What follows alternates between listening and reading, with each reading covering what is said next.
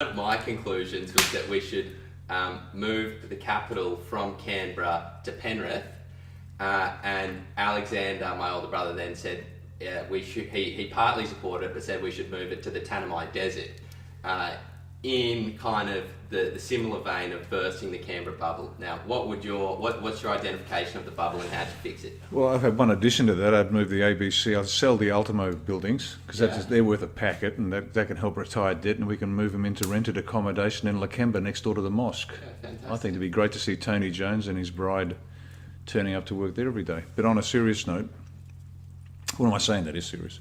The Canberra bubble. When Corey talks about the Canberra bubble, the people down there are so insulated from the consequences of their decisions that they make them and smile and move on. And it's infuriating. Just down here, every day I'm in traffic, I'm paying a $10 toll for the privilege of sitting on a 15-kilometre car park. Yeah.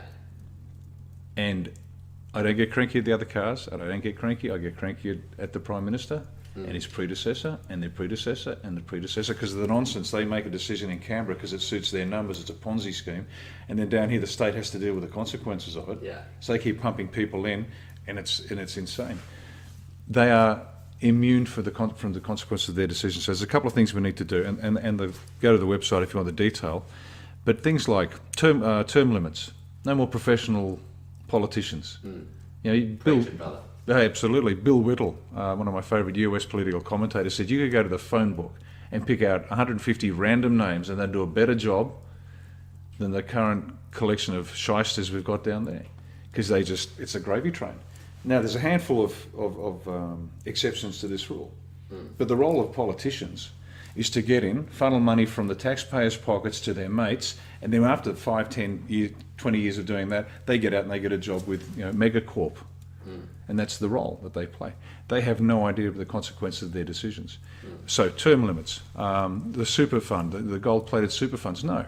You look after your own super like everybody else. Why special case for politicians? You know, you should go in and do your work, get compensated adequately for it, and then you get out like any other job. There's a degree of, it's a vocation, there's a degree of selflessness in this cause than in other jobs.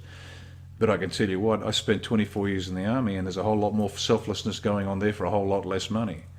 And our pollies could take a good leaf out of the ADF's book and look at the conditions under which they operate and the service they give. Nothing special about pollies. Okay.